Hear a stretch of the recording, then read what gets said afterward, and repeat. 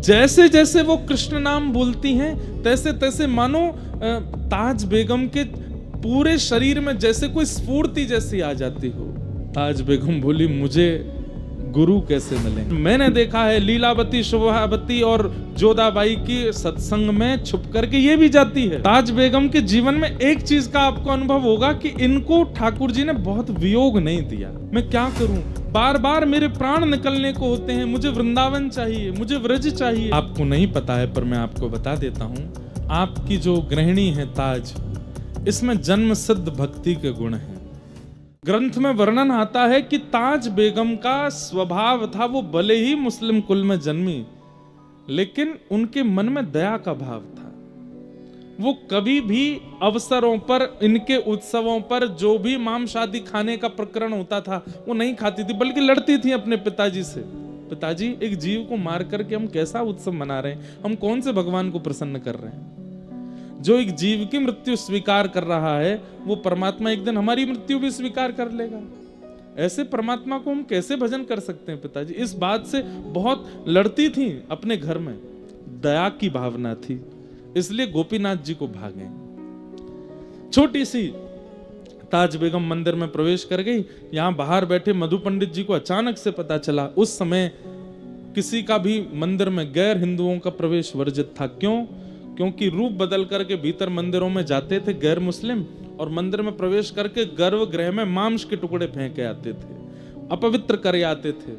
और एक बात और बताऊं, हमारे यहां अपरस का नियम ज्यादा नहीं था, सबको मंदिर में जाने का अवसर मिलता था और सबको ठाकुर जी की कम से कम दहली तक प्रणाम करने का अवसर मिलता था। लोग ही कितने जाते थे, दिन भर में 40 लोग चले जाएं, 20 लोग चले जाएं, बहुत बड़ी बात। सबको ठाकुर जी की दहली तक, कहीं कहीं तो ठाकुर जी के चरण छूने तक का अधिकार था। मुगलों के बाद जब अपवित्रता इन्होंने फैलानी प्रारंभ की, तब अपरस की स्थिति, सबको नीचे ही रुकना है, ऊपर कोई नहीं आएगा, पुजारी जी को कोई नहीं छुएगा, ऊपर कोई नहीं, ये सब नियम बन गए। मधु पंडित जी ने जैसे ही देखा कि ये फादल खान की बेटी भीतर घुस गई, उन्होंने तुरंत रायसल राजपूत से कहा, ये गलत है, लेके आओ। बस यहां मानो जैसे वो धीरे धीरे जा रही थी, गोपीनाथ जी उसको इशारा करके अपनी ओर बुला रहे थे, ताज बेगम जा रही थी, इतने में ही रायसल आए और हाथ पकड़ के बाहर ले आए। वो कहती रही कि वो मुझसे कुछ कह रहे थे, वहां कोई है अंदर, लेकिन किसी ने उनकी नहीं सुनी, ले गए। ये प्रथम बार मिलन हुआ ताज बेगम का ठाकुर जी से, बस एक अनुभूति जैसी हुई।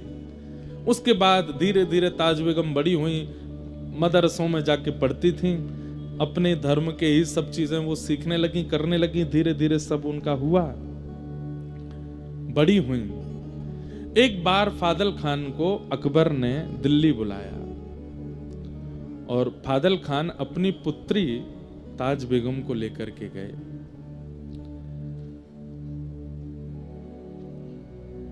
जैसे ही सभा में ताज बेगम पर अकबर की दृष्टि पड़ी, और वो जिस काम से बुलाया था वो काम वाम तो सब भूल गए। उसने फादल खान से कहा, हम तुम्हारे सब काम करवाएंगे, जो तुम कहोगे सब कर लेंगे, तुम्हारी जो जो हिसार में तुम चीजें चाहते हो, ये करवाना है वो करवाना है, और भी तुम्हारा सब हम करने को तैयार हैं, पर बदले में हमें कुछ चाहिए। बोले क्या?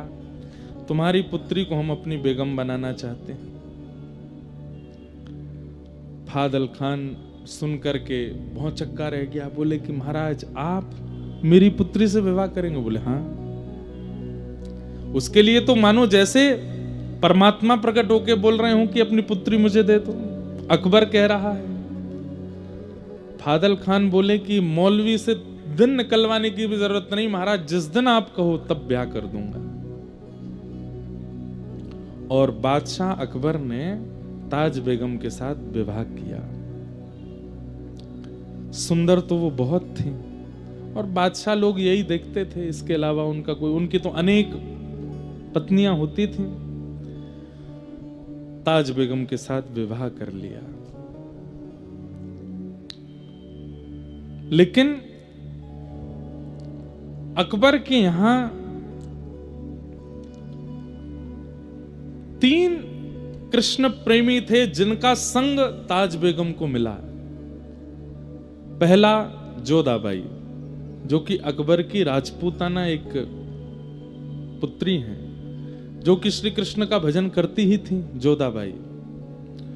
दूसरी थी बीरबल की बेटी शोभावती, जो अकबर के महामंत्री बीरबल हैं, उनकी बेटी शोभावती ये गुसाई श्री विठलनाथ जी की शिष्या थी, जिन्होंने श्रीनाथ जी को प्रकट किया। ऐसे श्रीमद वल्लभाचार्य जी महाराज के पुत्र हुए गुसाई विठलनाथ जी, उनकी शिष्या थी बीरबल की पुत्री शोभावती। ये जोधाबाई की सेवा में रहती थी, ठाकुर जी की सेवा में। और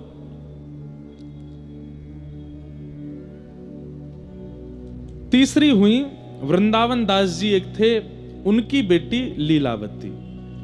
ये तीन अकबर के महल में कृष्ण भक्ता थी, और ये पूरे महल के सब कार्यों से बस छुप छुपा करके एकांत में तीनों इकट्ठी होती थी।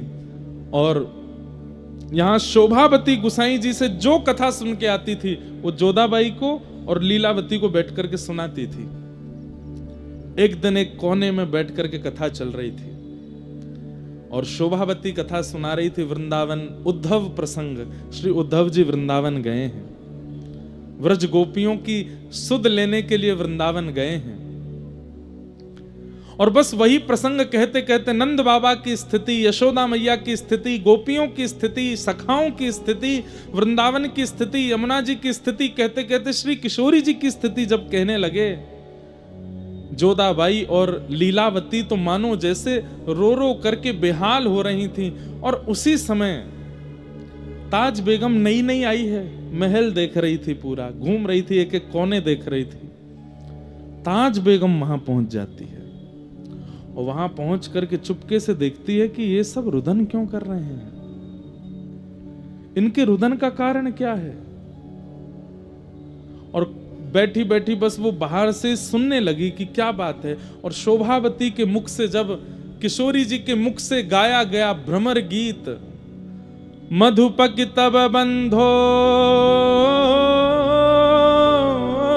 मास्पशांग्रिम सपत्न्या कुछ विलुलित माला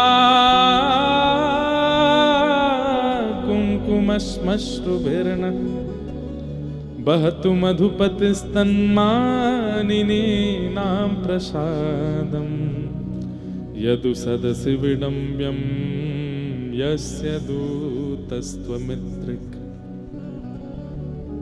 श्री किशोरी जी उद्धव जी से कह रही हैं, अरे उद्धव, उद्धव को नहीं कह रही हैं, एक भौरे से कह रही हैं, अरे भौरे, तू एक पुष्प से रस लेता है और उस पुष्प से रस लेने के बाद फिर उस पुष्प को छोड़ के दूसरे पुष्प पर चला जाता है, दूसरे पुष्प का रस लेता है, वहां से फिर तीसरे पुष्प पर चला जाता है। तू एक पुष्प का कभी नहीं रहता, तू अनेकों का रहता है। ऐसे ही तेरे जैसा दिखने वाला वो कृष्ण है। हम ब्रज की सब गोपियों के मध्य में रास रचाया, हम सबसे प्रेम की डोर बांधी, और अब हमें छोड़ के मथुरा चला गया। तुझ में और उसमें कोई अंतर नहीं है, तुम एक से ही हो। क्या बिगाड़ा था शूर्पणखा ने? त्रेता युग में जब ये कृष्ण राम बने थे, तब विवाह करने के लिए इनके सामने आई थी, उसके नाक कान काट दिए। अरे इनकी शरण में आने वालों के साथ ही ऐसा ही व्यवहार करते हैं। किशोरी जी उस भ्रमर को डांट रही हैं और सब सखियां बैठ के सुन रही हैं। ये कथा शोभावती सुना रही है जोधाबाई और लीलावती को, और बाहर बैठी बैठी सुन रही हैं ताज बेगम। जैसे जैसे वो कृष्ण नाम बोलती हैं, तैसे तैसे मानो ताज बेगम के पूरे शरीर में जैसे कोई स्फूर्ति जैसी आ जाती हो।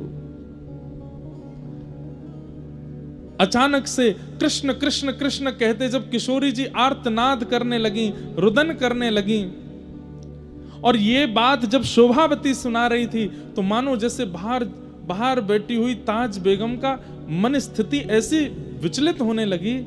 तभी वहां पास में रखे किसी वस्तु का स्पर्श हुआ, जोर की आवाज हुई, भीतर का जो ध्यान था वो टूट गया। उठ करके लीलावती बाहर गई तो देखा वहां पर मूर्छा अवस्था में पड़ी है ताज बेगम। तीनों उसको लेकर के भीतर आए। शोभावती बोली, ये स्थिति तो किसी अत्यंत प्रेमी की होती है। नेत्रों में आंसू हैं, मुख कंपायमान हो रहा है, शरीर पूरा ज्वर से चढ़ रहा है, ये स्थिति इसकी कैसे हो गई? हे जोधाबाई, मुझे लगता है कि ताज बेगम कहीं ना कहीं किसी ना किसी रूप में हमारे प्रियतम से जुड़ी हुई है, तभी ऐसी स्थिति इसकी बनी है। ये प्रेम पुलकित लक्षण सामान्य रूप से किसी के अंदर प्रकट नहीं होते जो इसके अंदर प्रकट हो रहे हैं। जल का छिड़काव किया। ताज बेगम जब होश में आई, पूछा, तुम ऐसी क्यों हो गई थी? ताज बेगम कहती है, आप जो यहां बैठ करके सुना रही थी, मुझे नहीं पता वो कौन है, मुझे नहीं पता उद्धव कौन है, मुझे नहीं पता वो गोपियां कौन है, ये वृंदावन, ये मथुरा, ये सब क्या है। बस मुझे एक बात याद है कि मैं बाल्यकाल में अपने पिता के साथ वृंदावन गई थी और वहां मैंने एक झांकी देखी थी। शोभावती बोली, थोड़ा बताओगी कैसी झांकी? बोला, हाँ, वो झांकी तो मुझे आज भी अनुभव होती है। कैसी झांकी थी?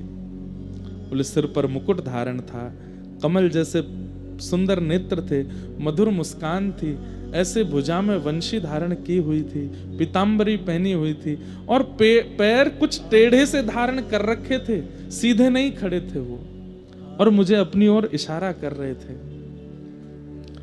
शोभावती, जोधाबाई और लीलावती तीनों सुनकर के रुदन करने लगी और बार बार ताज बेगम को हृदय से लगाने लगी। अरे, तुम तो चुनी हुई हो, तुम तो पहले ही स्वीकार कर ली गई हो। ताज बेगम बोली, मैं नहीं जानती इन सब के बारे में ज्यादा, पर पता नहीं क्यों आपके मुख से वो बात सुनना, आप लोगों की यह स्थिति देखना, मुझे मन कर रहा था कि आप शांत ना हो और मैं उसे सुनती रहूं। आप जब वर्णन कर रही थी, मेरे चित्त में अपने आप प्रकट हो रहा था कि कोई नदी बह रही है, सुंदर सुंदर वृक्ष वल्लरियां हैं, सुंदर पर्वत हैं, और वहां नील कांति का कोई व्यक्ति घूम रहा है, उसका मुख नहीं दिख रहा था। ये सारे अनुभव होना सामान्य बात नहीं थी एक जोधाबाई के लिए, जो मदरसों में पढ़ी है, जिसने पूर्ण रूपेण संपूर्ण मुस्लिम भावों को अपने जीवन में रखा है। वो कैसे अनुभव कर सकती है इन बातों का? ठाकुर जी ने चुना है मुझसे। अब तो 3 से 4 हो गई और शोभावती, लीलावती, जोधाबाई जब जब कीर्तन भजन करती हैं, ताज बेगम बैठ करके सुनती और सुन के खूब रोती है। लेकिन ताज बेगम अकबर को इतनी प्रिय थी, वो ज्यादा देर अपने से दूर उसको रहने नहीं देते थे, और ये घूम घूम करके आती और बस इनसे योजना बनवाती कि कैसे भी मुझे उनसे दूर लाओ। जोधाबाई के ठाकुर जी का उत्सव होता, ताज बेगम खूब उसमें आनंद करती। यही कथाओं की श्रृंखला चलती गई और चलते चलते कुछ समय वर्ष निकल गया। आज ताज बेगम शोभावती से कहती है, मुझे ऐसा क्यों लगता है कि मैं एक जगह रुक गई हूं, उससे आगे नहीं बढ़ पा रही हूं। मैं एक स्थान पर ही, एक भाव में ही हूं, उससे ऊपर मेरे भाव जा नहीं पा रहे हैं। आप नित्य कथा सुनाती हैं, पर मेरी स्थिति एक ही जगह, मानो जैसे मैं कहीं फंस गई हूं। उससे आगे बढ़ने का, इस पथ पर और आगे जाने का, जिस प्रियतम की आप चर्चा सुनाती हैं, उनसे और मिलने का और क्या उपाय हो सकता है? तब शोभावती कहती है, गुरु आश्रय, शरणागति, गुरु दीक्षा, ब्रह्म संबंध, यही हैं वो नियम जिनसे कोई गुरु तुम्हें स्वीकार, मतलब भगवत प्राप्त व्यक्ति तुम्हें स्वीकार करे तो तुम्हारी गति बढ़ने लगेगी। ताज बेगम बोली, मुझे गुरु कैसे मिलेंगे? बोले, मेरे गुरुदेव गुसाई श्री विठलनाथ जी हैं, तुम चाहो तो उनसे दीक्षा ले लो। बोले, कैसे लूंगी मैं?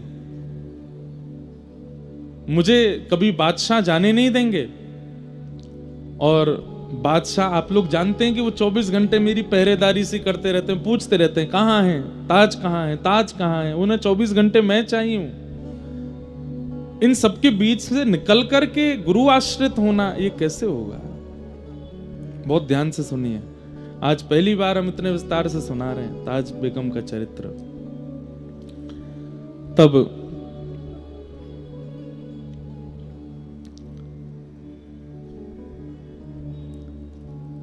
लीलावती शोभावती ने कहा पत्र लिखो और पत्र में गुरुदेव से ही पूछो कि इसका समाधान कैसे हो। तब ताज बेगम ने एक पत्र लिखा और पत्र लिख करके गोसाई श्री विट्ठलनाथ जी को भेजा। उस पत्र में लिखा कि मैं ऐसे ऐसे, ताज बेगम मेरा नाम है, मैं अकबर की पत्नी हूं, मेरे लिए बहुत दुष्कर है कृष्ण भक्ति करना, पर मैं फिर भी करती हूं, मुझे क्या क्या अनुभव होते हैं वो सब लिखा। अंत में कहा गुरुदेव मैं बस आपकी दीक्षा ग्रहण करना चाहती हूं, उसके लिए मुझे मेरे पति को अपने वश में करना है, उनको वश में करने के लिए कोई टोना टोटका बताओ। गोसाई श्री विट्ठलनाथ जी ने जब पत्र देखा और पत्र में जिन जिन भावों की स्थिति उसने बताई थी उससे वो समझ गए थे। बोले इसने नहीं चुना है ठाकुर जी को, ठाकुर जी ने चुना है इसे। बंधुओं, महीने 2 महीने में अधिकतर वृंदावन के स्वप्न आना, बार बार यमुना जी का दर्शन होना, बार बार वृंदावन रज की स्मृति होना, बार बार ब्रजवासी और ब्रज के रसिक संतों का स्वप्न में आना, अनायास ही बिना किसी प्रयोजन किसी प्रयास के व्रज से कोई सामग्री घर आ जाना। और जब जब आप अपना फोन भी देखो या कुछ भी, मतलब ये कोई कोइंसिडेंस जैसा हो कि जब जब आप कुछ भी आधुनिक यंत्र भी खोलते हैं तो कोई व्रज की चर्चा या व्रज का भाव ही सुनाई देता है। और इसमें सबसे विशेष है कि स्वप्नावस्था, आपकी निद्रा अवस्था में व्रज बार बार आपके चित्त में आता है, तो कहीं ना कहीं गुरु या गोविंद के द्वारा आप स्वीकार किए जा चुके हो, ये उसका प्रमाण है। ताली तो आपने ऐसे बजाई जैसे सबको स्वप्न आता है वृंदावन का, नहीं। महीने में 1 बार आ गया, 2 महीने में 2 बार आ गया, ये नहीं, बार बार आता है, बार बार स्मृति होती है वृंदावन की, कुंज गलियों का अनुभव होता है। कभी निधिवन राज का दर्शन, कभी वृंदावन के श्री सेवा कुंज का दर्शन, कभी श्री राधा रमन लाल जी का दर्शन, कभी राधा वल्लभ जी का दर्शन, और नहीं तो वहां के रसिक संतों का दर्शन, वहां के ब्रजवासियों का दर्शन। और वृंदावन भी आज वाला वृंदावन नहीं, या वो वाला वृंदावन नहीं जो आप पहले देख करके आए हो, भीड़ भाड़ है, लोग बाग मार काट मची है दर्शन की, नहीं। एक अलग सी अनुभूति होती है, परम शांत, परम सौम्य, परम शीतल वृंदावन का अनुभव स्वप्न में बार बार होता है, या जिस धाम पर आपकी निष्ठा है वहां का अनुभव होता है। तो गुरु गोविंद के द्वारा आप स्वीकार किए जा चुके हो, बस बताइएगा नहीं किसी को, होने दीजिए, होने दीजिए उस अनुभूति को, बार बार होने दीजिए उस चिंतन को। थोड़ा जागृत अवस्था में नियम बना लीजिए, व्रज रज लगाया कीजिए, थोड़ा नाम जप बढ़ा दीजिए, गुरुदेव के द्वारा प्रदत्त मंत्र बढ़ा दीजिए, ठाकुर जी की सेवा बढ़ा दीजिए, बीच बीच में वृंदावन, ये सब गोपनीय रूप से करना है, बताइए मत, होने दीजिए उस अनुभव को। एक दिन वही अनुभव एक ऐसी स्थिति पर ले जाएगा जिस स्थिति की प्राप्ति के लिए तरसते हैं वैष्णवजन। बस एक चीज का ध्यान रखना है, रस बतावे से रस घटे, बताना नहीं है। तो जब पत्र में लिख करके गोसाई जी से पूछा कि ये मेरी स्थिति है, अंत में लिखा कोई टोना टोटका बताइए जिससे मेरे पति मेरे वश में हो जाएं और ये मुझे आपके शरणागति लेने की आज्ञा दे दें।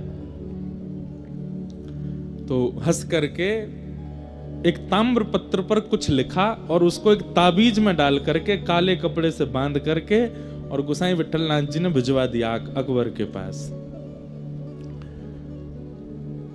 ताज खां के हाथ जब वो पड़ा तो बोले कि ये ताबीज भेजा है गोसाई जी ने और लिख दिया था कि इसको अपने पति के गले में बांध दो। ताज खां से प्रेम तो करता ही था अकबर। गई और जाकर के पति से कहा, देखो आपको नजर ना लगे, आपको कोई इतने, आप युद्ध में जाते रहते हो, आपकी सुरक्षा के लिए मैंने एक ताबीज बनवाया है, आपको पहना दूं। वो प्रेम तो इतना करता है, अरे तुम जो चाहे को लाओ पहना दो। गले में पहना दिया। अब अकबर की 1 2 3 4 नहीं, अनेकों पत्नियां थीं। वो सब ताज बेगम से चिढ़ती थी। उन सब ने ये देखा कि इसकी कोई ऐसी बात निकाल के लाओ कि जो हम अकबर को बताएं तो वो इसको त्यागे। तब किसी ने बताया, बोले कि जोधाबाई तो हिंदू है, उसको तो अकबर ने आज्ञा दी है कि तुम अपना भजन कीर्तन करो, पर मैंने देखा है लीलावती, शोभावती और जोधाबाई की सत्संग में छुप करके ये भी जाती है। और कहीं ना कहीं अकबर के गले में जो ताबीज है, इसने किसी हिंदू फकीर से बनवा के मंगवाया है अकबर को अपने वश में करने के लिए। ये बात जाकर के अकबर को बता दी। अकबर ने ताज बेगम को हाजिर किया, बोले ये ताबीज किसी हिंदू फकीर ने बनाया, क्या ये बात सत्य है? ताज बेगम बोली, जी ये सत्य है। और क्या तुम जोधाबाई के सत्संग में और वो लीलावती शोभावती की कथा होती है, तुम उसमें जाती हो? हाँ मैं जाती हूं। बोले दंड तो तुमको दूंगा, लेकिन पहले मैं ताबीज खोल के इसके अंदर क्या लिखा है, क्या डाला है वो देखूंगा। और ताबीज खोल करके उसने अंदर से पत्र जब निकाला तो अंदर क्या लिखा था उसमें? कामन तामन टोटका। गोसाई जी विठलनाथ जी ने लिखा है, कामन तामन टोटका यह सब डारो धोए, पिया कहे सो कीजिए, आप ही ते बस होए। क्या लिखा था कि ये कामन तामन टोटका टोना आदि इन सबको छोड़ो, तुम्हारा पति जो कहे वो करो, उसी में तुम्हारी भलाई है। ये लिखा था उसने। ये पढ़ करके अकबर तो बड़ा खुश हुआ, बोले फकीर तो बहुत अच्छे हैं, इन्होंने तो स्पष्ट लिख दिया है कि ये टोना टोटका वगैरह इन पे भरोसा मत करो, पिया कहे सो कीजिए, आप ही बस हो। मेरा मन हो रहा है, अरे ये ताबीज तो बहुत अच्छा है, ये ताबीज तो है, तुम सब इसकी शिकायत, तुम सबको भी ऐसे ताबीज बनवाना चाहिए, पिया कहे सो कीजिए। गुरु कृपा कैसे होती है? मेरा मन हो रहा है इनसे मिलने का कि कौन है ये फकीर, कौन है? ताज बेगम का तो हाथ पैर कांपने लगा, कैसी गुरु कृपा, ताबीज में ऐसा क्या लिख के दिया है कि वो राजा के मन में, अकबर के मन में आ गया कि मुझे मिलना है इनसे। बोले गोवर्धन में विराजते हैं गोसाई श्री विठलनाथ जी, चलो इनको मिलके आते हैं, इतना अच्छा बेगमों को ज्ञान देने वाले फकीर को तो मिलना चाहिए। निकल पड़े ताज बेगम के साथ गोवर्धन। तलहटी में पहुंचे। अब अकबर बादशाह तो पूरे भारत का है, तो उसके आगे तो आना पड़ता था। गोसाई जी वैसे किसी बादशाह को देख के, हमारे ब्रज के संत ज्यादा उसको देते नहीं थे, लेकिन अकबर में थोड़ा, आप अकबर को देखें, इस पर संतों की बड़ी कृपा। स्वामी श्री हरदास जी का चित्र जो आज पूरे विश्व को मिला, ये अकबर ने बनवाया था। स्वामी श्री हरदास जी का चित्र जो वीणा हाथ में लेके हम सब दर्शन करते हैं, वो अकबर ने बनवाया था। और कहते हैं जहां पर अकबर बैठ के नमाज पढ़ता था, वहां पर मीराबाई का और गोस्वामी तुलसीदास जी का और स्वामी श्री हरदास जी का, इनके चित्र लगे रहते थे। इनका नित्य दर्शन करता था वो। गोसाई श्री विठलनाथ जी के पास गए, वहां जाके उनका दर्शन किया, सब बातचीत हुई। लेकिन गोसाई जी तो अंदर की बात जानते हैं कि ताज बेगम तो चरणाश्रित होने आई है। तब कहा कि आपकी बड़ी कृपा है, आपने मेरी पत्नी को, ये ज्ञान तो सबको मिलना चाहिए, आपने बहुत अच्छा लिखा, मेरा मन हो गया आपसे मिलने का। तब उन्होंने कहा,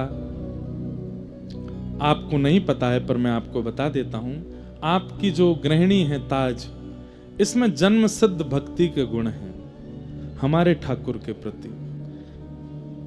अकबर ताज की ओर देखे, ताज बेगम कुछ ना कहे, क्या ये सत्य है?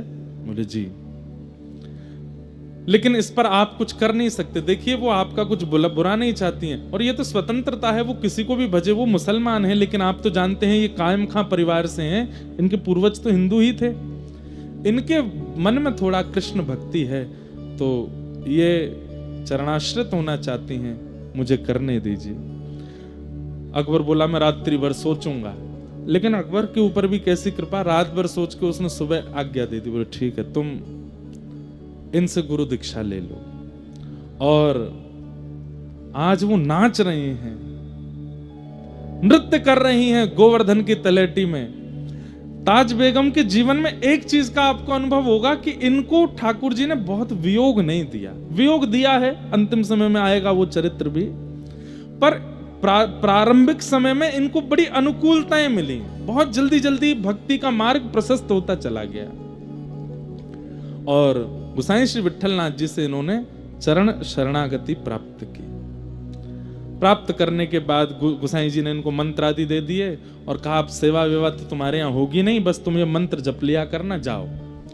और ताज बेगम वापस दिल्ली आ गई। यहाँ पर जोधाबाई ने और आदि वो जो दो सखियां और थीं, शोभावती और लीलावती, उन्होंने उत्सव मनाया ताज बेगम के इस मंगलमय दिवस का। आज गुरु दीक्षा हुई है। ताज बेगम अब लिखने लगी हैं। गुरु कृपा होते ही लिखना प्रारंभ हो गया। और ताज बेगम सबसे पहला क्या लिखती है? छैल जो छवीला सब रंग में रंगीला बड़ा, छैल जो छवीला सब रंग में रंगीला बड़ा, चित्त का अड़ीला कहू देव तो सुन्यारा है। माल गल सोहे नाक मोती सेत जो है कान, कुंडल मन मोहे लाल मुकुट सिर धारा है।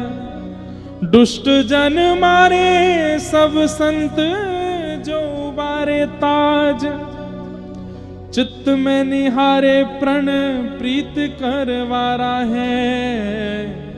नंदजू को प्यारा जिन कंस को पछाड़ा, वह वृंदावन वारा कृष्ण साहिब हमारा है।